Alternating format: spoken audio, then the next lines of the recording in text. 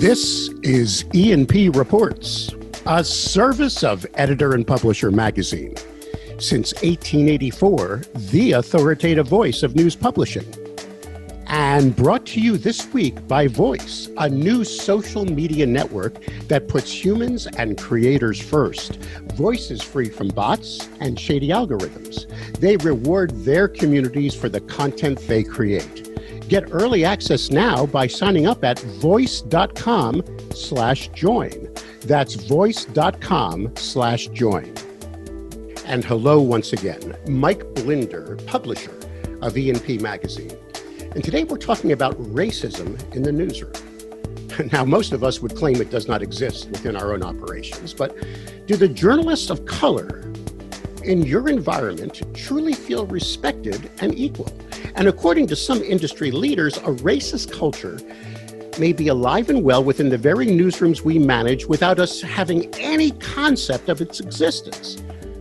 Well, that's the view of the creators of Vision25, a new initiative started as a collaboration between the Online News Association, the Maynard Institute and OpenNews, with a goal to be a major catalyst creating social change within the journalistic institutions that help newsrooms be anti-racist and collaborative, and where journalists of color feel like they truly belong. This is a very revealing 40-minute journey, and I do hope you'll stay for the entirety, as this week's episode of E&P Reports explores building racial equity in the newsrooms with Vision25, as I chat with its founders, Irving Washington, Sisi Wei, and Martin Reynolds. Welcome all to E&P Reports. I'm honored. Irving, you and I have a little history. We've chatted a few times over the year because, Irving, you are the Executive Director and CEO of Online News Association. But you've partnered with two new friends of Editor and Publisher, the Maynard Institute, and that, of course, is Martin Reynolds. Martin, hello, welcome to our, you are the Co-Executive Director, correct, sir? Did I get the title right? And that is correct. And then, and Sisi Wei, I hope I'm saying that correctly. You're the Director of Programs at OpenNews, and I just investigated you. You're pretty new at that position, am I right, Sisi? You just kind of came on board recently? Yes, I just started this February. Excellent. And your background is in journalism, I assume? Yeah, before OpenNews, I was an assistant managing editor at ProPublica. Oh, excellent. I know ProPublica well. Great.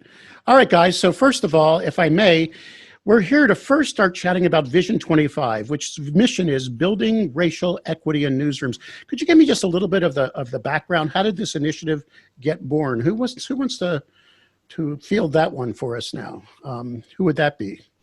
Yeah, I can start, and I think Martin has a nice way to kind of give the large vision of it.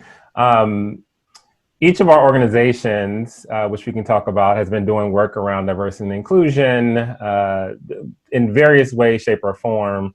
And so we all are familiar with each other, both personally and organizationally. Our organizations have worked together and personally. And I think for 2020, to say that this is a year where race has been at the forefront is an understatement. Yeah, to be said. And we all were, in addition to our own work, we all were seeing kind of what was the reckoning that was happening within newsrooms.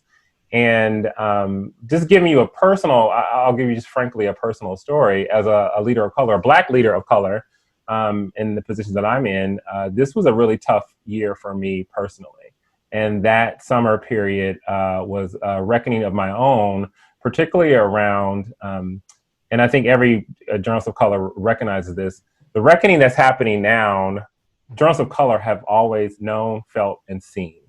And so there was sort of this internal reckoning within me about why now was this call for diversity happening, and why were people listening now? And also realizing there were maybe moments that I might have been quiet just to keep norms, perspectives, not wanting to be labeled as a certain way. And so that really was kind of a personal moment for me to say, you know, while this moment is happening, journalists of color, particularly people who are in leadership, and not just journalists of color, this needs to be an important issue for everyone. So that was kind of happening personally. Organizationally, we were already doing diversity work. And so when we were looking to make sort of a larger commitment to our diversity work, we were thinking through who partners would be. And the two people on this Zoom that we have now. They are leaders in the field already doing this work. And so they were, Martin was the first person that I reached out to. We had been talking for several weeks about this. And then OpenNews, with Sisi is a part of, they actually were, I believe, one of the first organizations to really kind of come out strongly with this, with an anti-racism initiative that they launched before we did Vision25. So once we saw that, Martin and I immediately called Sisi that day and said, we need to talk. And so from there, it's really kind of birthed, before we even knew what before Vision25 had a name, it birthed a ton of conversations that were both insightful for us personally, organizationally, and now we're trying to bring that to the industry. And I think Martin has a great call of action for the industry at large that we've talked about that I think it'd be great for him to share now too. All right, Martin, tell us. And first of all, what is the Maynard Institute for those of us that may not be familiar with your organization? Oh, of course. The Maynard Institute is the oldest journalism nonprofit dedicated to helping America's newsrooms reflect the diversity of the nation. It was founded in 1977 by 9 diverse newspaper journalists who were Black, Excellent. They were white, they were gay, they were straight, they were Black, they were Hispanic. And their goal was really to address the sins of the Kerner Commission's findings of the lack of diversity in mainstream news organizations, and has been doing that ever since.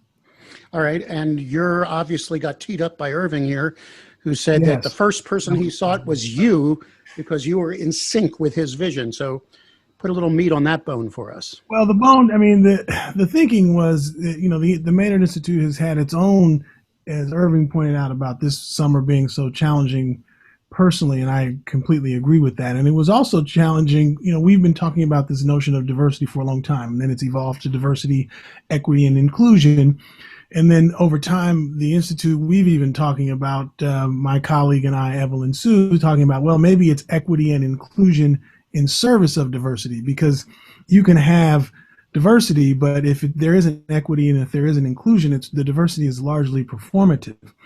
And then, George Floyd and COVID happens, and this push to address having anti-racist newsrooms began to the fore, and all of a sudden, what we're talking about for the first time is, or at least, I guess I should say, Bob Maynard had talked about anti-racist newsrooms many, many years ago, but that conversation really had not been happening for a long time, at least not in sort of the mainstream conversations.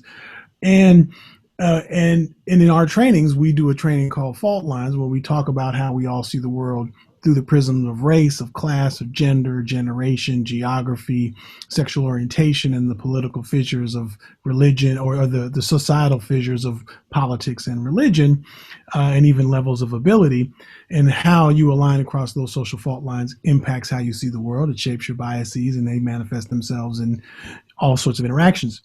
And so, but that framework is really a downstream mitigation. It never really addressed the deep systemic waters of systemic racism and white supremacy as a society. And the way this sort of began to happen and reshape my thinking and our thinking as this summer of reckoning, you saw these happenings in newsrooms where there was these insurrections, journalistic insurrections in mainstream news organizations, where these tensions have existed for decades, and journalists of color have been navigating these dynamics for so long and really suffering really organizational trauma as a result of trying to work in an institution that has never really been about the kaleidoscope of gazes. This notion that journalism really has been sort of compressed down into a white male middle-class gaze. Now, there's nothing wrong with a white male middle-class gaze. White male middle-class men are perfectly fine, but that's not the only gaze through which a diverse society must see the journalism. But in mainstream news organizations, that has been the compression. And so for us as a training organization, we haven't really talked about those deeper waters of systemic racism and white supremacy. And again, it doesn't mean that the people in these institutions themselves are racist. It means there's been an ambient racism that has existed. And we asked ourselves the question, and this came from a framework, Dr. Glenda Wren, who I can't take credit for this. I was on a panel with her during the summer when all of this was happening, and it was a panel about, and she's a physician, it was about how to stay healthy during this time mentally and emotionally as journalists. And she says, well, people need to ask themselves, are they sustainers, facilitators of systemic racism? And news organizations need to do this too, is what sort of came in my head when she said that. And I was like, oh, well, news organizations have certainly at the very least been sustainers and facilitators of systemic racism and white supremacy. So if that's the case, then what therefore must change? This moment, we must meet the movement and with our own moment, I should say, we must meet the moment with our own movement within our journalistic institutions. And so what are we going to then create? And in talking with my colleagues here, the thinking was we need to create institutions of belonging. Because when you belong, see, people talk about inclusion all the time. But Right. inclusion, that's like, you can be included, but nobody really wants you there. But when you belong, you can feel it in the way in which your equitable pay is received. You can feel it in how you have agency. You can feel it in the language that you can use as stories. You can feel it in the angles that you can bring forth to your editor. You can feel it in the agency in which you have. And so Vision 25 was really about coming together to push to meet this moment and to articulate what we would like to see journalism finally move toward, which is creation of institutions of belonging in service of all of us. Sisi, when Irving mentioned you, and it's your turn now, I want you to tell me a little bit more about what Open News is. He said that your mission, or maybe I misheard him, he said to stop the systemic racism in a newsroom. I mean, I don't know if people feel like their newsrooms are racist. I think they may say, gee, I wish we had more diversity because I'm getting a lot of pressure to do that. But I'm hearing now that there is a racism that's somewhere in there that we might not even know about. And did I get that correctly, or I mean, go ahead, you're nodding your head, so take it from there. Yeah, so I'll introduce Open News first, and then I'll address that right away. Yeah. So I work at Open News. We are almost 10 years old as a small nonprofit, originally created at a time in which journalism had not done a lot of innovation into how to use technology to do our storytelling yet, right? So this is 10 years ago. Think about that time. Open News was all about trying to merge these skill sets and trying to bring people who are technologists into journalism to become journalists, not to just build our tools, but also to do journalism. And so that's what we were originally created for. Over the years, that has really transformed because digital journalism has really taken off. And for us, our goal now is to really bring together people with an intersection of skills in journalism to push the entire industry continuously forward, right? And we often listen to sort of what do these folks, what do they need in journalism right now? Are they in management positions, many of which have started to run large parts of a newsroom or newsrooms themselves? And as they move up and they bring with them sort of their technology skills and their other industry skills, what happy marriages, right, can they bring in to make journalism better? So that's our overall organizational mission. Okay. One of the key things that we launched this year, which is why Irving and Martin called me that day, is something called the DEI Coalition for Anti-Racist Newsrooms. And I love the point you just brought up, Mike, which is about, we've been talking about diversity as the central language that we use. And I think that that's been something that has been almost a euphemism for people being scared of saying racism, right? Because as soon as you say racism, it implies all of these things. It's extremely loaded. It carries with it a ton of intent. And so when people say diversity, that's the end goal, right? We're aiming for a diverse set of human beings who make up our newsroom. But what journalists of color have had to deal with, right, is whether on a big systemic level, right, rules or culture that have been passed down for decades, if not centuries, but then also on a personal level, right? Like who gets to advance? Is there pay equity? That kind of stuff. I think the big transformation for me in 2020 is that society as a whole is starting to acknowledge that wanting diversity is not enough. What you have to do is fight for anti-racism, right? To make sure that all the stuff, all the phrases we used to use, like unconscious bias, inclusion, these are all real things, but the end goal, right, is that we're fighting for anti-racism now. And that's language that's not just in journalism. It's really percolating throughout many, many systems in society and how people talk about it. And I think that really hits the nail on the head. is that people have had a lot of racist experiences, but they are terrified of calling it that because it's so loaded of a word. All right, so we're in an industry where most of the editors of the mainstream, I'm going to use that term now, newspapers are proud of the fact that they call themselves liberal. I mean, they're anti-Trumpism, they're anti-white supremacy, they're doing everything they can to gin up a change in our society. And you're saying, okay, that's cool, but look at your newsroom, look at how your journalists are being treated, and are you truly, I guess what you're saying is your newsroom truly anti-racist? Is that what can that be something that's deep in there? I'll stay with Sisi on this, if I may, gentlemen.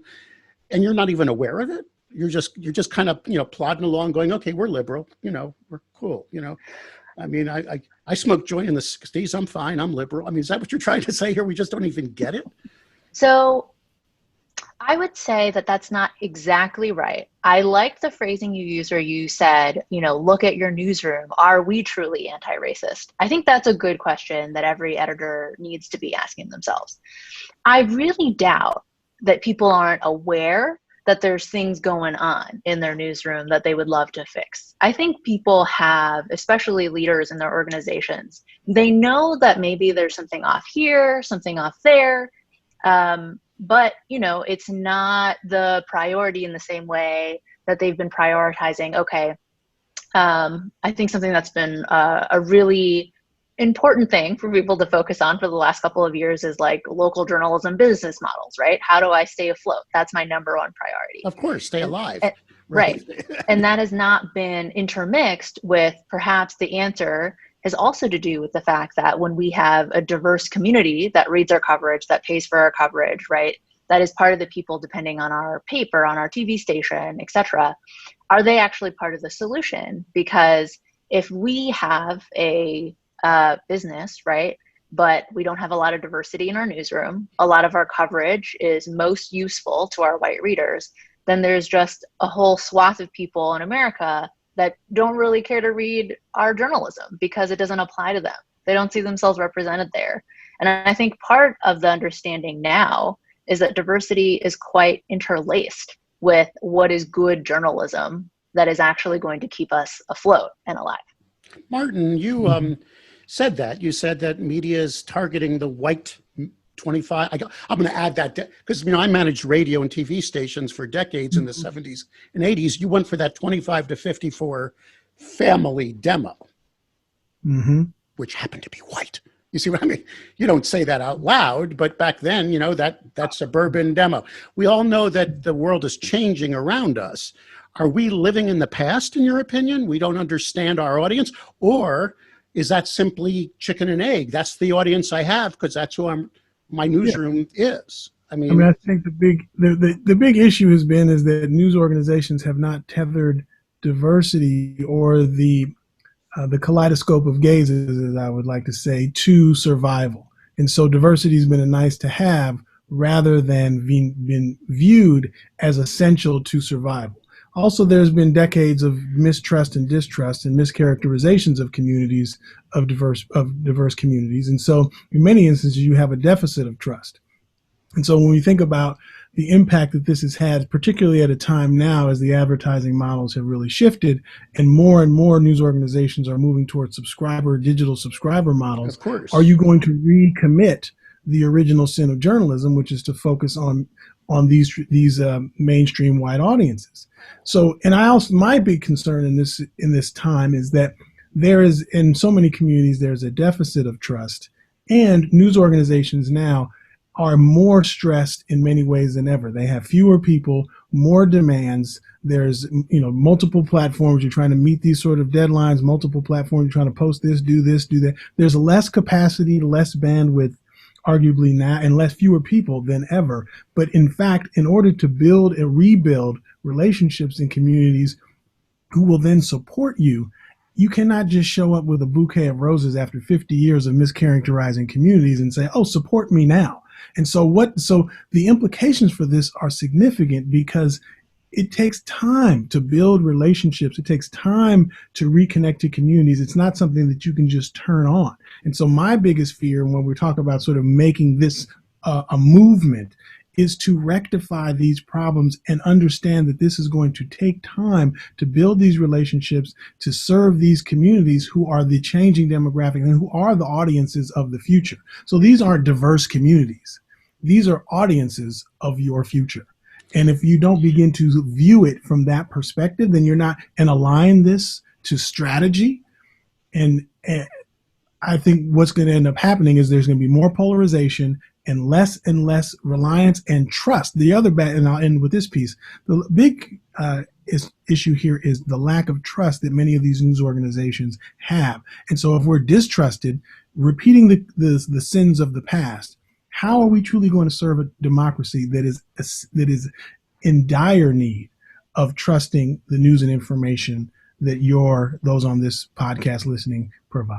You're basically saying that because my content, whether I'm television, radio, or print, or online only, is being crafted by a mostly white newsroom, I am not building trust with a diverse community around me. I get that. Is that what you're kind of saying, Martin? Well, I mean, I would say that's a little bit of a simplification. I would say that because the entire gaze of the journalistic enterprise is seen through a particular set of eyes, and there isn't a strategy around engagement that reaches across the social fault lines. Like it's not just about content. It's not just about content. It's about the entire approach to the enterprise and seeing and understanding that a diverse audience, so if you need to reach a diverse audience, then work back from that. What does that mean? If you say to someone, I want you to be my customer, then what does that need to look like? What does your staffing need to look like? What does your content need to look like? What does your engagement need to look like? What does your marketing look like? So the whole gaze has to shift. It's not just about the stories you produce. So let's go back to Irving. So Vision25, Irving, is not as much about creating diversity in the newsroom, which is basically hire more people of color or more women or whatever, or sexual orientation. It's about transforming the existing newsroom to have a better understanding of what the mission is, to truly not be biased. Do I have that correct, Irving? Did I say that? Somewhat. I think so. Here's picking up on a point I think Sisi made, and one of the things that we were very explicit about is that we framed Vision25 from the lens of race. Where we do think some of the issues in the past have been diversity is so broad. Diversity is just a huge umbrella. And part of the movement that has not been, one of the reasons why I believe we haven't been successful at this is that we've been trying to tackle everything all at once, which allows you actually to not do anything because you have diversity of everything at this point. So you really can't make a strategy where if you think about business, you wouldn't say, we're going to tackle all of it right now. But with diversity, that's what we tend to do. But here's where I think it'd be a great example, and this kind of goes to Martin's point about gaze, the gaze, the lens that you take. I was in a journalism executive leadership program. Coincidentally, this year, the year that I was in it, we had about half people of color. Traditionally, if you were lucky, you may have had 10% or less. And one of the major sessions that we did over the course of the year was how you show up as a leader. The trainers happen to all be white. And in this particular week of how you show up as a leader, race was not factored in any of the dynamics of the ways that you show up. Of course, your personality type, how you lead teams. And in a room with 50% of people of color, that point was raised about where does race fit into how I show up as a leader. The trainers were well-intentioned. They politely said that is not the context of this conversation. Well, with 50% of people of color in the room, we were like, stop. It has to be a part of it because it defines who I am, how I show up. It's not in my syllabus for today. So, I mean, that's just a bad instructor. He didn't open up for dialogue. He said, all right. Yeah, so you're it's the gaze though. And potentially because we had 50% of people of color in that scenario, we were able to voice that you need to have this lens looking at it. Whereas previous classes might not be able to do that. And if you translate that to the newsroom, again, it's those kind of nuances. Your audiences realize if you have let's kind of keep that parallel going. your audiences realize those nuances. So we, again, as 50% of color participants, we realize you left out a big nuance of race in this conversation. Parallel that to the newsrooms, your audiences realize when you leave those nuances out too. All right, so let's say it's not going to happen. I mean, one of the things we all know is the mass media is gone, in a sense that, and I was joking with Sisi, I mentioned that, Johnny Carson before we did this, and you said, I don't know who that is. Well, there was a show when I was a kid called Ed Sullivan. Ed Sullivan had an 80 share on Sunday nights because it was called a variety show. A variety show because you could watch an opera singer followed by a puppet for the kids, followed by a stoned out rock and roll band. That doesn't exist anymore. There is no variety show. Everything's niche. Maybe now I'm just painting the scenario. The mass media of newspapers has become niche. If you think about it, I mean, it's mostly an aging baby boomer homeowner reading the print product, right? And still the homeowner in the suburb reading the digital product. And then you've got the Black journalist products. You've got D.L. Duran was just interviewed on this very format. He's building an enormous LGBTQ empire, saying that I now have that niche. Are you saying that if we build too many niches and not address this issue, we're just going to have a bunch of echo chambers, which some say is the problem in journalism today, that, Fox News just talks to Fox News. MSNBC just talks to MSNBC. Oh, you're smiling on that one, Sisi. Did I say something that triggered something in you? Or do you have no comment on that? I'm just wondering. Well, I think the one thing I'll say, I feel like, in the last 4 years, it's been so common, I've heard over and over again, right? It's that the political echo chambers, whether it's not even just in media, it's in social media, right? Where people choose to even talk to other people and how they interact with their world. And I think I don't have any thoughts on whether or not too many niche publications is a bad thing, but I do think that when it's solely divided in that way, it means that people are not actually taking more than one perspective when they're thinking about an issue and writing about an issue and analyzing and discussing that issue with their community. And across the country, those niches sort of happen at a different level that I think is not really possible when you get to local journalism. Like, local communities are really bound by their geography, right? And what's going on here with the schools that I'm in, with the road down the street and whether or not it's been fixed, and what is literally going around me in my physical space and where my family goes on a day-to-day basis. And I think, are we going to have like a niche version of a publication for every race, every sexuality? That doesn't make a lot of sense to me. It seems like for a community to function, right? And for America, which is extremely diverse already and getting more diverse when it comes to race, that we be able to create journalism organizations that can actually reflect that in the same way that communities are actually living and breathing together. Well, the entire society is backwards. I mean, correct me if I'm wrong, guys, because I scream this not on recorded podcasts, but I scream it to my wife and she agrees. Shouldn't every other president be a female? Should right now every 2.5 presidents be someone of color? Should every 5th or 6th be someone of a sexual orientation? I mean, our government doesn't even represent the population at this time. I'm like, we're about to maybe have a party because we finally got a woman in a national seat, which is absurd. I mean, 100 years from now, they'll be looking back on this and laughing at us. But the echo chamber is the challenge, in my opinion. As publisher of E&P, I've been screaming in editorials, we got to stop this. I mean, the challenge is when Joe Scarborough on his morning show screams at his audience how much he hates the right, only the left is listening to him. Why isn't, you see where I'm going with this? We're becoming very niche. What you just said, Sisi, makes sense to me because the problem is now we're having news deserts, right? There are local communities not being served by anybody. There is a hope in the back end of this crisis that new local journalism in some form will come up from everywhere, and possibly from the death of some of the mastheads that are now consolidated. Are you saying to me, Irving, I'm going to throw it back to you, that that's your mission as we rebuild it? It's going to be rebuilt. See, I like the word diversity. You're saying they're prejudiced. I mean, I hate to use that term, you're saying people in a newsroom right now would resent this. I'm this liberal as the day is long. I'm not Sean Hannity. We're supporting I have more nonprofit gay people coming in. You're saying they still don't get it. Is that what you're telling me, Irving? Essentially, here's where I think this is what I think is the problem, and this speaks to not just the news industry, a lot of people in industries. We are constantly broaching things from either or perspective. Either I'm this, either I'm that. So oppression is bad, racism is bad, this and or I have this and it's good. And this is how we get into these binary. Even my lawyer is Jewish, right? I mean, we've heard that one once. Go ahead. I'm sorry. No.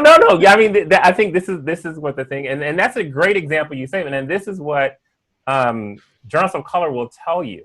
Just because you're not Sean Hannity or saying those kind of things, I can still experience racism from you, right? And racism doesn't have to have this sort of either or bad tone. Racism is an action. I'm sure we all do both good and bad actions every single day.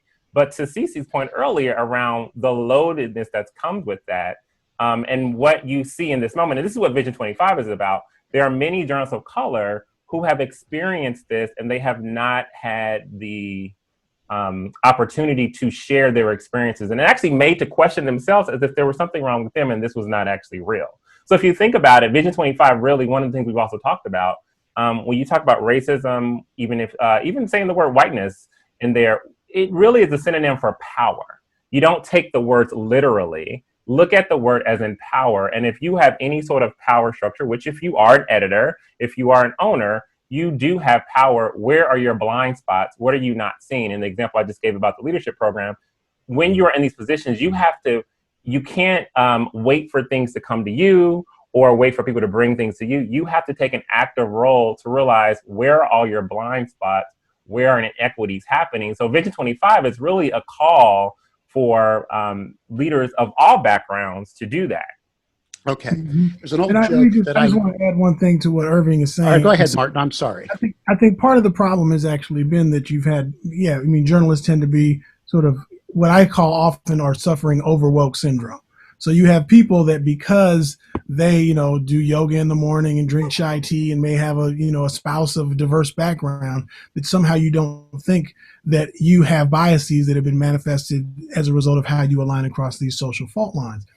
Also, what we're talking about here is something that is systemic. Journalism, it's almost as like folks that think because they're liberal that they don't think that the systemic racism that exists in our society doesn't somehow manifest itself in our very institutions.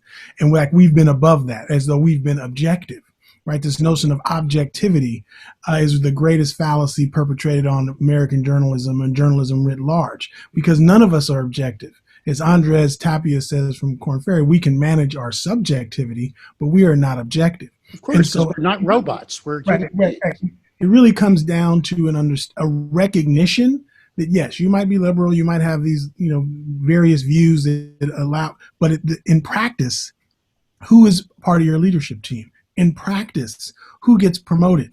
In practice, when someone brings a story forward, if the angle that is being taken you say, well, this doesn't seem like a story to me or doesn't make sense to me.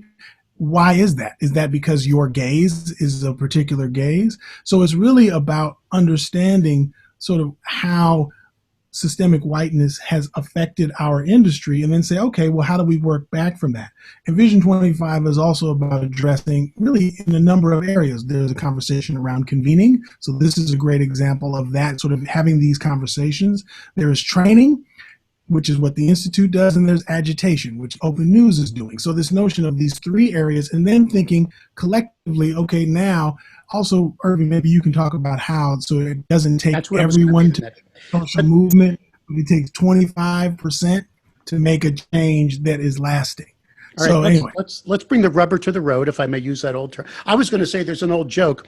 How many psychiatrists does it take to change a light bulb? And the answer is one, but it has to want to change in the first place. So that's what I'm hearing here right now. Irving, I now get the message. I've watched this. We got to bring this thing home. We could talk for hours about this. This goes beyond journalism, in my opinion, because it's waking me up. Yeah. I'm woken up, Irving. I'm woken up, Martin. Sisi, I get it. What can Vision25 do for me if even I'm a small town publisher or I'm running a newsroom of 50 right now?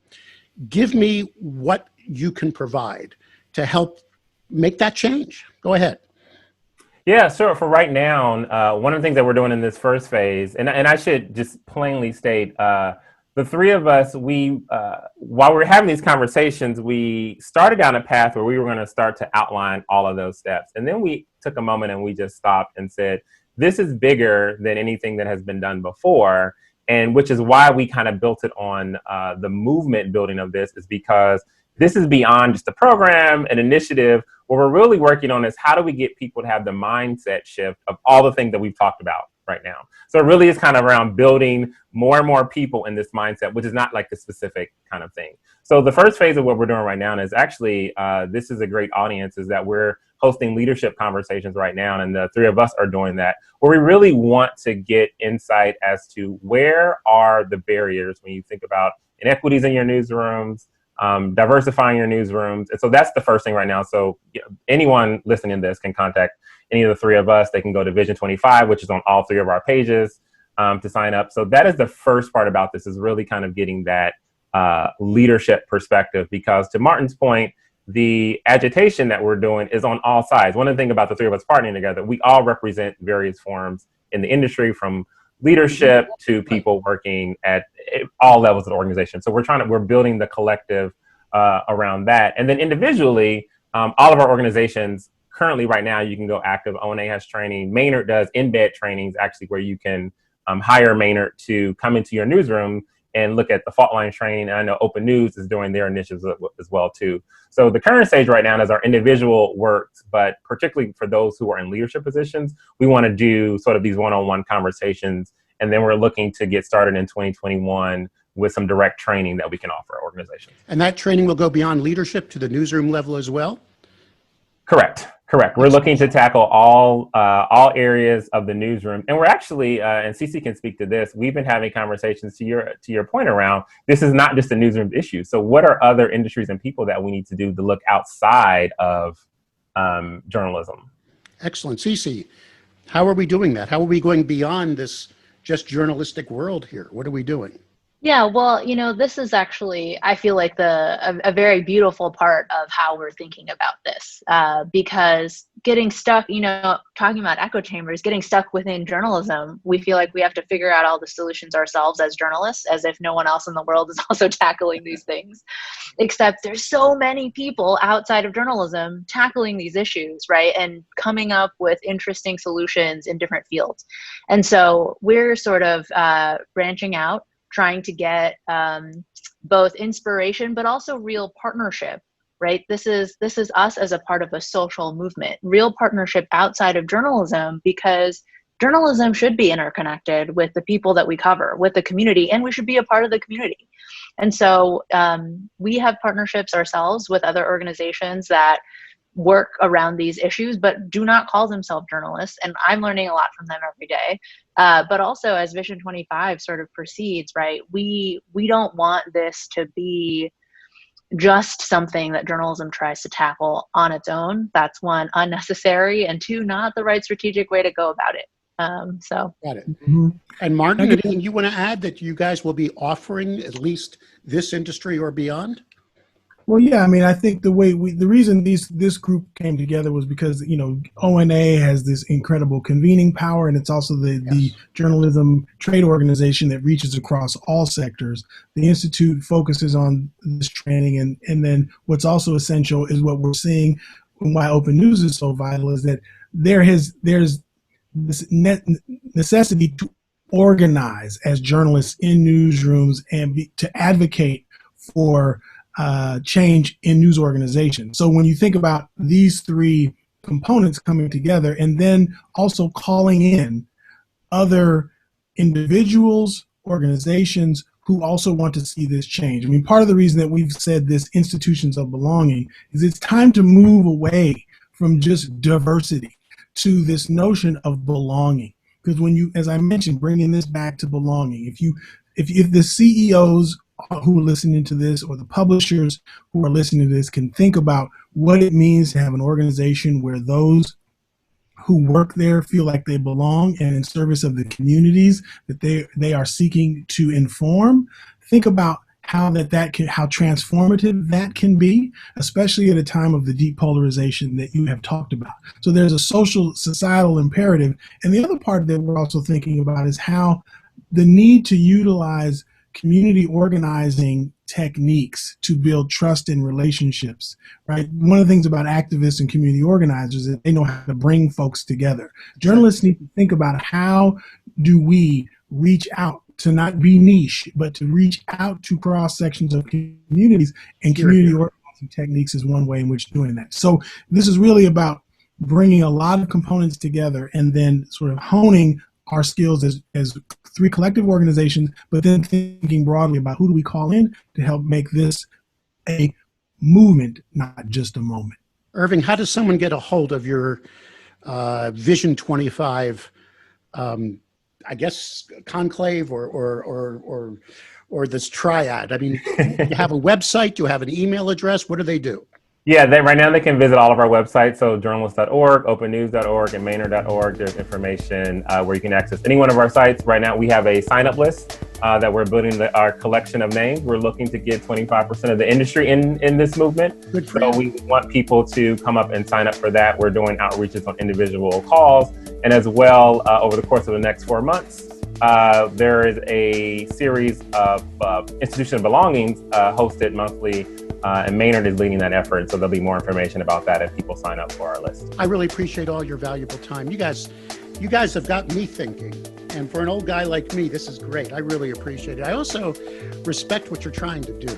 And E&P would like to support you and kind of follow along if we can and keep our audience updated. This is exciting stuff. And I know that you guys are all working your tail off, and most probably not for profit, if I should be so bold. We're doing it for the good of the industry, so thank you. Please stay healthy, wear a darn mask, and we'll be checking in with you soon. Everyone stay well. Great to be here. Thank you, Mike. Thanks, Mike.